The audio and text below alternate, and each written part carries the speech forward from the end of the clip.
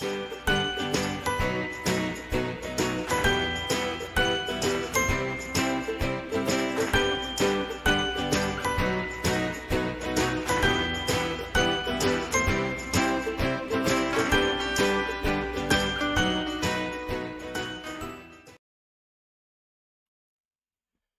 this session, we're going to talk about a topic that is typically not widely taught in business programs, but that I think both employers, managers, and employees should know about, and that is the topic of labor laws, labor protection, and employment conditions.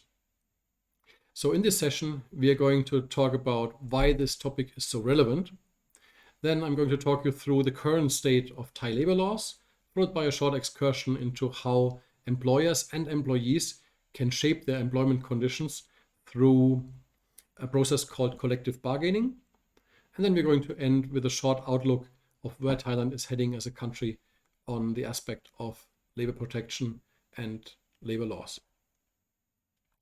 But to get us started, I would like to reference two videos. The first one is a documentary about Nike sweatshops in Indonesia. Now, this documentary is a couple of years old, and I'm going to link it up here for you.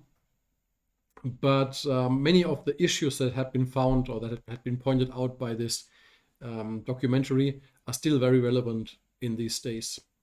And how relevant they are is shown by another recent event, and that is the factory fire that happened just a couple of months ago here in Thailand, near Bangkok, where again, we had casualties. We had injuries, we had major damage to property, and it highlights how important work safety, workplace safety, and also labor protection is still nowadays. Now, to get into the topic itself, I would like to talk through a couple of statistics of why this topic is so relevant. So starting off with a little bit of terminology. So when we talk about employment conditions, we are actually talking about three areas. The first area is labor protection. So in this area of labor protection, we are talking about aspects of age restrictions, minimum wage, working hours, basically providing a standard, a legal standard for employment conditions. Then the second aspect is labor relations. And here we are talking about the collective bargaining process. So how working conditions are adjusted and how industrial peace is maintained. And typically these labor relations issues are exceeding the standard, exceeding the legal minimum for employment conditions. And then we have a third aspect that is the aspect of social security. Again, that is a standard, a legal standard for employment conditions, which basically regulates how employees are secured and treated in cases of illness, in terms of death, in terms of unemployment, and how social security is provided to employees.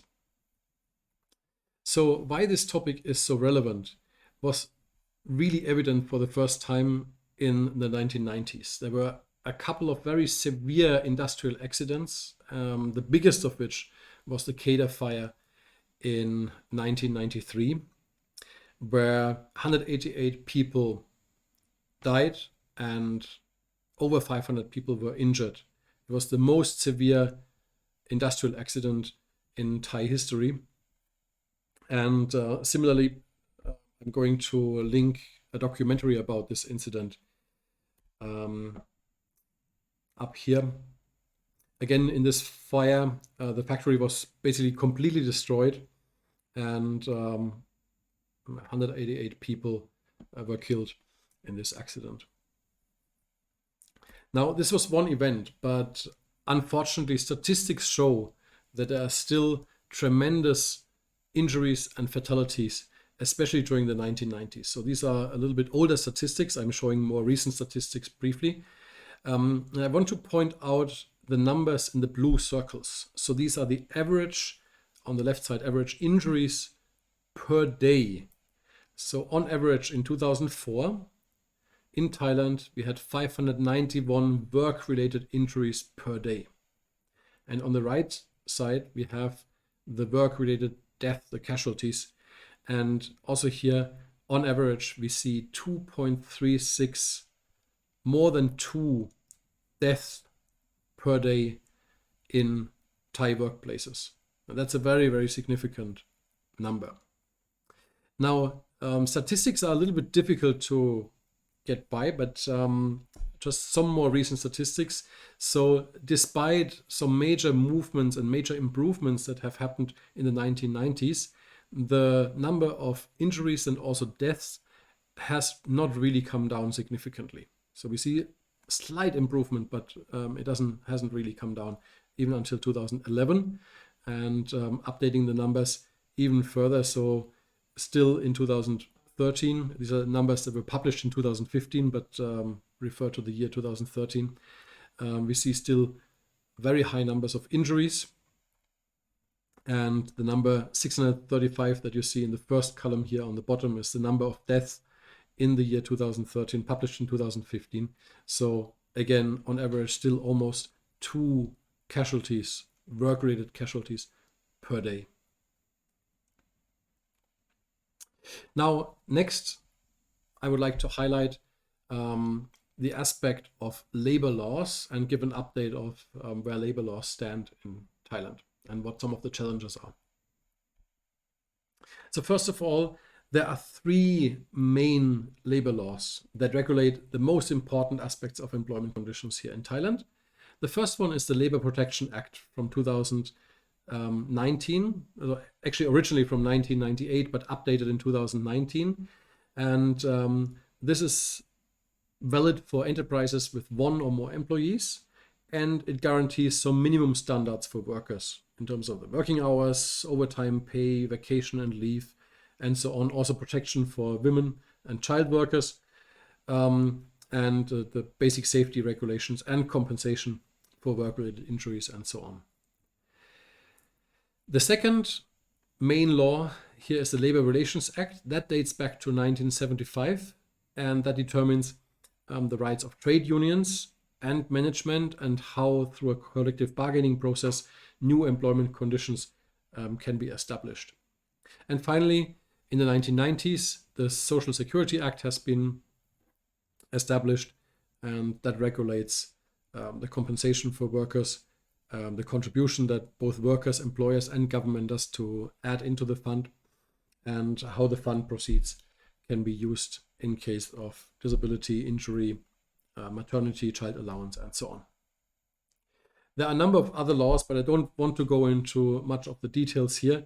The only thing that I want to point out here is that many of the laws actually have been created in the 1990s and can actually be said to be a direct consequence of the 1993 major accident in the Kedah factory.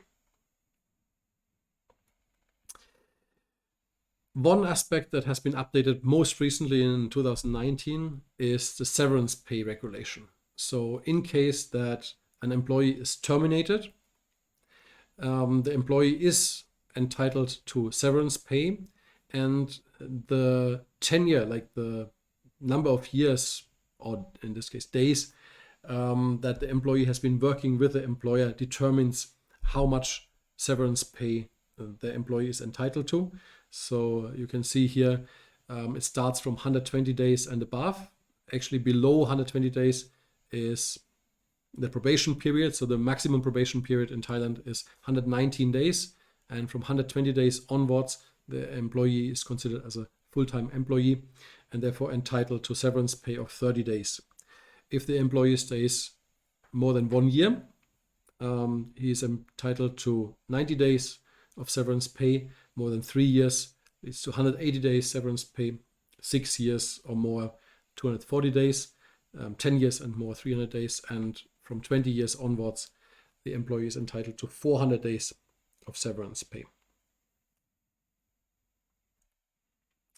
Now, the laws here in Thailand are actually quite strong and quite well written and quite good, actually largely leaned on the UK legal system. But there are several challenges with the law enforcement. So starting off, 6 challenges actually. The first challenge is the problem of coverage itself. So for example, for social security or workman compensation, these laws only cover companies that have more than 10 workers. So for micro enterprises, for example, with less than 10 employees, these laws would not kick in. Second, sometimes the organic laws distort the main act. So here in Thailand, for example, the Labor Protection Act is the main law, and there are subordinate laws that are derived from the act. But sometimes these subordinate laws contradict the main act, and that obviously causes confusion and then issues with the law enforcement. The third issue is that there are still loopholes or opportunities for unjust interpretation of the laws. And good lawyers, personnel managers, and so on, they find these loopholes and use the loopholes, obviously to the employer's benefit and to the detriment of the employee. The fourth issue is the power of employers. So employers have the full authority to dismiss workers, for example, for redundancy, and the severance pay is relatively small. There's no real control if these layoffs are really related to liquidity or redundancy, and that poses a major challenge in those cases. The fifth challenge is that the Labor Relations Act is outdated and has some elements in there that in developed countries, for example, would already been closed as a loophole. These are partial lockouts, counter demands, or the dismissal of union promoters. And finally, there is still a major challenge in law enforcement, mostly linked to the understaffing in the Ministry of Labor. Now, this data is from the early 2000s, but back then, one inspector had to look after 1,007 enterprises or 22,000 workers. And one safety official had to look after even more companies, so 1,000, almost 1,700 enterprises and 38,000 workers. What that means is that inspectors and safety officials didn't have a chance to inspect companies on a regular basis because of the understaffing. Also, the work-related knowledge and high turnover were other challenges. And also, if cases were reported to the police, very often the police didn't interfere, partly because they had limited knowledge about labor laws, but also because the influence of the employer, or because cases were not taken too seriously or too complicated to handle, and so on. So while the laws themselves are actually quite solid, there's a major challenge in the enforcement of these laws.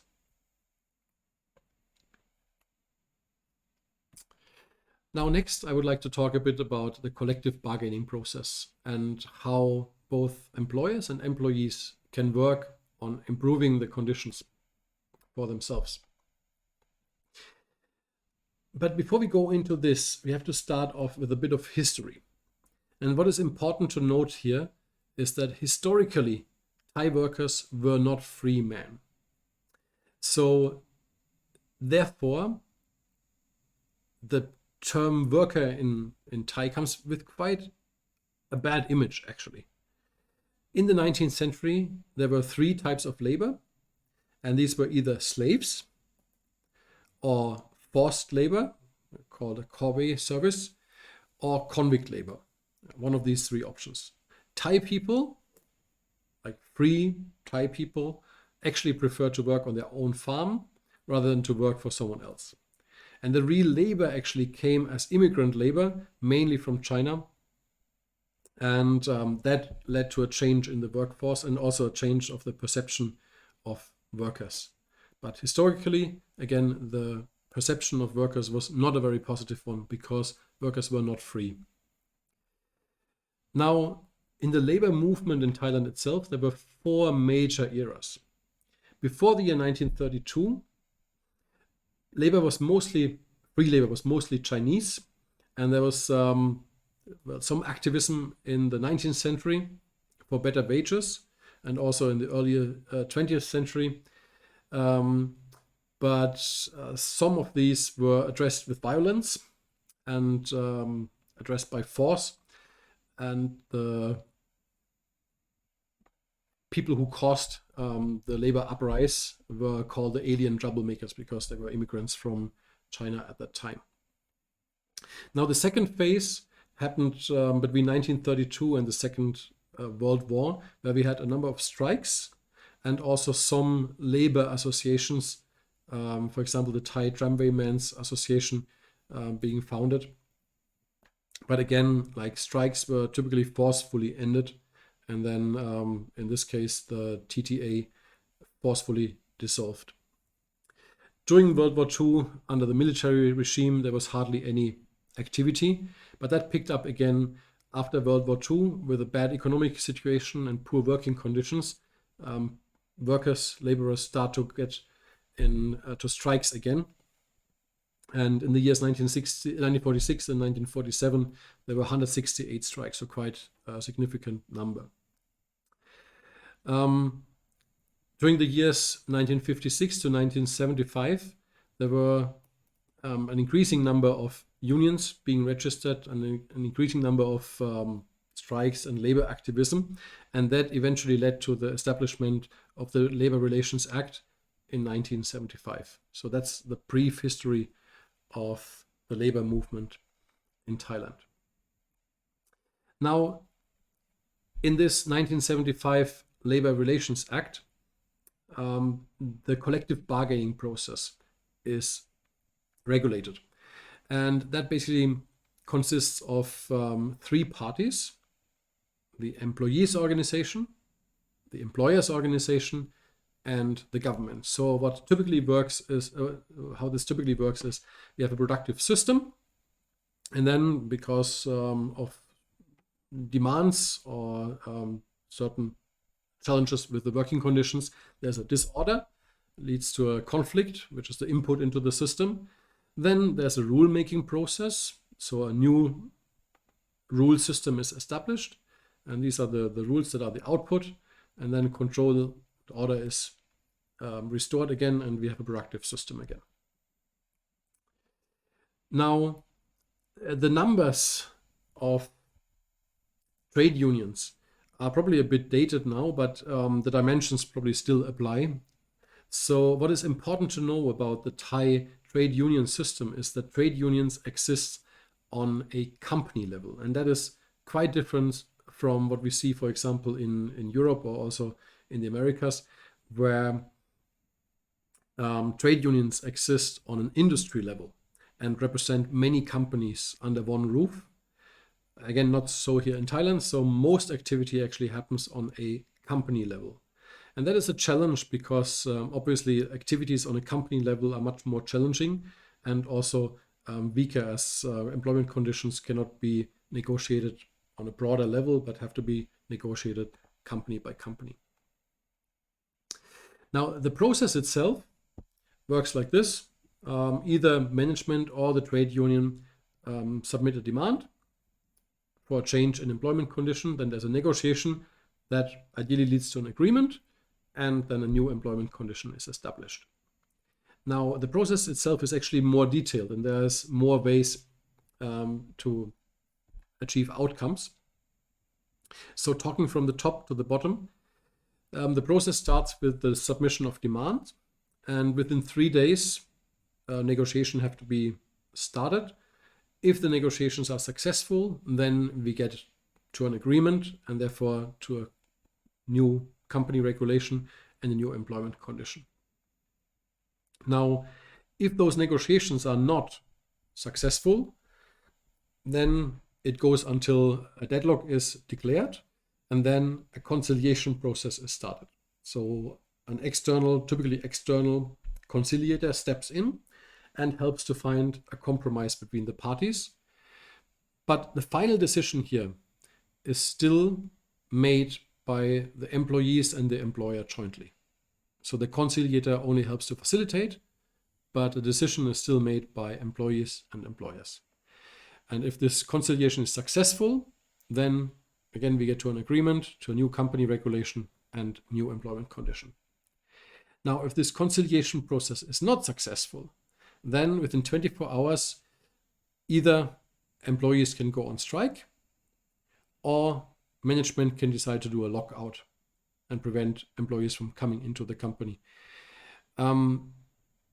Potentially through the strike or lockout, eventually we get to an agreement, and then we get to a new regulation and employment condition. Now, if this is not successful, then within 5 days, an arbitration process starts. And here, really a committee takes over. The committee does the judgment, and the decision making is then taken out of the hands of the employers and employees. So they're not in charge anymore. And maybe this arbitration process leads to a voluntary agreement, or the committee has the right to do a compulsory agreement. But in any case, this arbitration process always ends with an agreement, and then we have a new regulation and a new employment condition.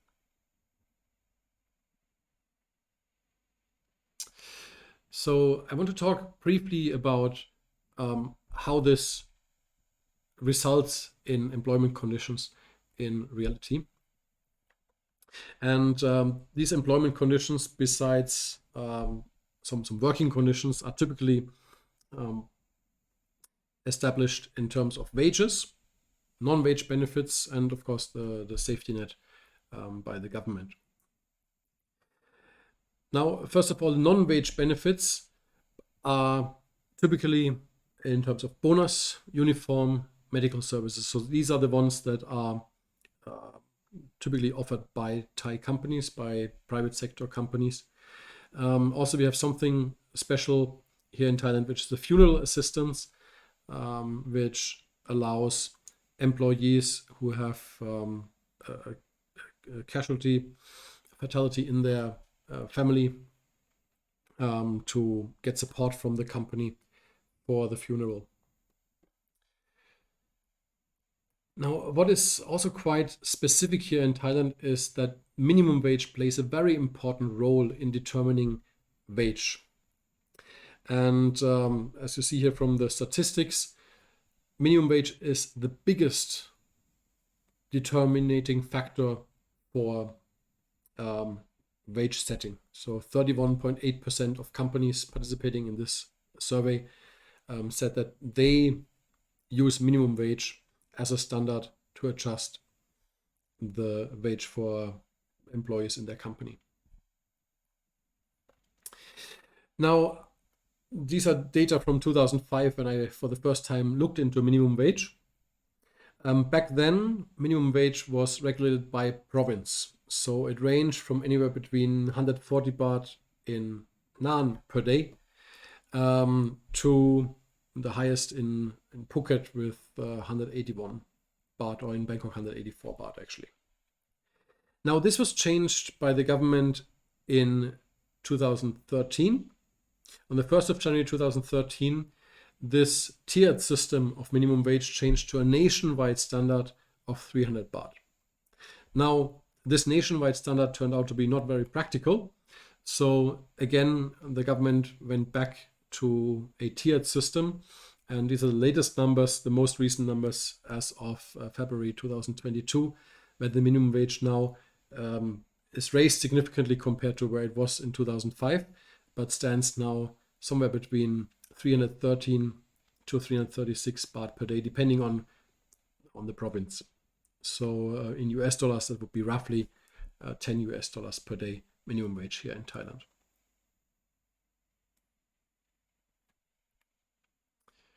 So again, minimum wage, a very important determining factor for wage setting here in Thailand. Now, this is the state of labor laws, labor protection, collective bargaining, and also the wage setting process here in Thailand. I would like to end with a short outlook of where Thailand is heading and what needs to happen to significantly improve the conditions in Thailand, and how also not only workers, employees can benefit from this, but also the employers. So the situation and the real challenge here is that Thailand stands between what one of the lecturers at Thammasat University called the innovative value of the West, the power of the West, the innovative value, and the power of the East, which is low cost and a better price. Thailand is really caught in the middle between these two.